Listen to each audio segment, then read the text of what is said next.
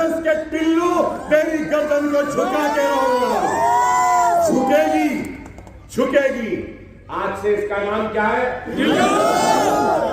जोर से बोलो, क्या नाम है? टिल्लू, टिल्लू, टिल्लू, टिल्लू, टिल्लू, टिल्लू, आरएसएस का टिल्लू। अरे बाबा, आज से पूरे शहर में जहां भी जा रहा मुसलमान क्या बोलना? टिल्लू, टिल्लू, टिल्लू, टिल्लू। आप और आपके परिवार के बारे में कितने गंदे गंदे बातें बोलते हो। वो राजा सिंह के खिलाफ आप चुनाव क्यों नहीं लड़ रहे भाई? आपको हिम्मत है मक्का मस्जिद में कुरान उठा के सर पे लगा के मेरे घर पे। इनका नाम है आरएसएस अन्ना। ये आरएसएस से अपनी जिंदगी शुरू किए और इसी में उसकी जिंदगी, सियासी जिंदगी का उनका खत्म करेंगे। उन आरएसएस को छोड़ने वाले नहीं हैं। आज कांग्रेस का जो हैदराबाद में हेडक्वार्टर है गांधी भवन, उसको मोहन भगवत कंट्रोल कर रहे हैं और उनकी जबान से जो नफरत निकली है, कुर्ता पैजामा, शेरवानी, सर पे टोपी, दाढ़ी, ये आरएसएस की जबान है, ये गोलवालकर की जबान है, ये हिटलर के नाजिज्म की जबान है। सलाउद्दीन ओवैसी जी असदुद्दीन ओवैसी को लंदन भेजा के बारिस्टर पढ़वाए, तो ये बारिस्टर बन के माइनॉरिटी लोगों का हिफाजत करे, उनके हक के लिए सेशन कोर्ट से लेकर सुप्रीम कोर्ट तक उनका आवाज उठाए। इसीलिए सलाउद्दीन ओवैसी जी इनको बारिस्टर पढ़ाए। इन एक केस में अंदर गए तो इनका वकील कौन है, इनको बेल दिलाए से वाले कौन है? दुब्बा का एमएलए रघुनंदन राव। रघुनंदन राव कौन है? बीजेपी का एमएलए। बारिस्टर खुद का केस खुद का वकालत कर सकते हैं। बारिस्टर नहीं, आम आदमी भी खुद का वकालत कर ले सकते, कोई वकील को रखने का जरूरी नहीं है। जब असदुद्दीन ओवैसी का भारतीय जनता पार्टी एमएलए दुब्बा का रघुनंदन राव इनका वकालत लेकर इनको बेल दिलवाया संगारेड्डी कोर्ट में, वो असदुद्दीन ओवैसी मुझे इल्जाम लगा रहे अब आरएसएस के। अरे भाई, शेरवानी के ऊपर पैजामा है बोल के मैं समझा, शेरवानी के नीचे खाकी निक्कर है आपके नहीं। बार बार मेरे बारे में आप कह रहे।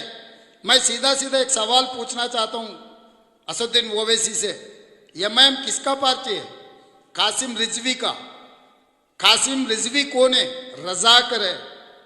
किसका? निजाम नवाब का सेनापति। वो रजाकर, वो कासिम रिजवी का पार्टी है। आज के तारीख में आपको कासिम रिजवी बोल के बुला सकता हूं क्या? कासिम रिजवी का है एमआईएम पार्टी। दारुसलाम जो जागीर है, जायदाद है, कासिम रिजवी का जायदाद है, वो आपको तो पता है ना। वो पार्टी का अध्यक्ष है। तो कल से मैं असदुद्दीन ओवैसी को नाम से नहीं बुलाता हूं, कासिम रिजवी बोल के मैं बुलाता हूं। तो मेरे बारे में अगर सचमुच आप जो बोल रहे वो बात सही हुआ तो सीधा सीधा जाके वही केंद्र सरकार में मैं मंत्री बनता था। 20 साल से कभी मैं वो पार्टी से काम किए क्या? आपके वकील कौन है? बस इतना जवाब दो। रघुनंदन राव आपको बेल दिलवाया नहीं दिलवाया? रघुनंदन राव बीजेपी का एमएलए है या नहीं है? गोशा महल के राजा सिंह के खिलाफ आप क्यों नहीं लड़ रहे? मेरा ये 2 सवालों को आप जवाब दो, बात की बात दूसरे बात करेंगे। और पहला जो माइनॉरिटीज पर हमला होता उनके कपड़ों पे होता, हेट स्पीच के जरिए। दूसरा फिर उनके जिस्म पे हमला होता है। तो ये उनकी निशानी है, ये इनकी पहचान है। तो ये आरएसएस का आदमी था, आरएसएस का आदमी रहेगा और ये नफरत करता है। मैं पहले भी कहा हूं कि नफरत करता है। जिसके चेहरे पे दाढ़ी है, सर पे टोपी है, तो उनको खुल के बोलना चाहिए कि हमको कुर्ता पैजामा शेरवानी पहनना वोट नहीं चाहिए। अरे तुम आरएसएस से आए और तुम शेरवानी की बात कर रहे। इंदिरा गांधी हमारे पार्टी हेडक्वार्टर्स को आई थी शिवशंकर साहब के बाई इलेक्शन में। जब शेरवानी से आके मदद पूछे, तुम्हारा न्यूक्लियर डील हुआ तो तुम शेरवानी, तुम्हारा दाढ़ी रखने वाला तुम्हारा साथ दिया। आज हमको आप रजाकारों से जोड़ रहे हैं। अरे तुमको तारीख नहीं मालूम, तुम कमजोर है हिस्ट्री में, पढ़ो कभी। जो रजाकार थे वो पाकिस्तान भाग गए, जो वफादार थे आज ठहर कर तुम्हारे जैसे आरएसएस के लोगों में आंख डाल के लड़ रहे, और इंशाअल्लाह ताला तेलंगाना की आवाम आरएसएस अन्ना को हराएंगी। और तीसरी बात ये भी, हाँ, यहां पर मैं सवाल करना चाह रहा हूं। अकबरुद्दीन ओवैसी, असदुद्दीन ओवैसी मुझे बोल रहे अब संघ परिवार के है नहीं है, भाग्यलक्ष्मी मंदिर में आ जाओ। भाग्य लक्ष्मी मंदिर में आप बयान दे दो। भाई मैं तो हिंदू हूं, मैं भाग्य लक्ष्मी मंदिर को मानता हूं, मैं इससे पहले भी गया, आगे भी जाऊंगा। मगर आप कब भाग्य लक्ष्मी मंदिर को मानने में लग गए? योगी आदित्यनाथ दास और अमित शाह वहां पर दर्शन करने के बाद आप भी यकीन करना शुरू कर दिए क्या? बुलाना था जहांगीर पीरला दरगाह में, बुलाना था दिल्ली में निजाम के जो दरगाह है, दरगाह में आओ, दरगाह में उठाओ बोल के कुछ बोलना था। अब दरगाह में नहीं बुला रहे, भाग्य लक्ष्मी मंदिर में मुझे बुला रहे। मेरे कोई एतराज नहीं वहां पर आने के लिए। उसके साथ साथ और एक सवाल मैं पूछना चाहता हूं आपसे।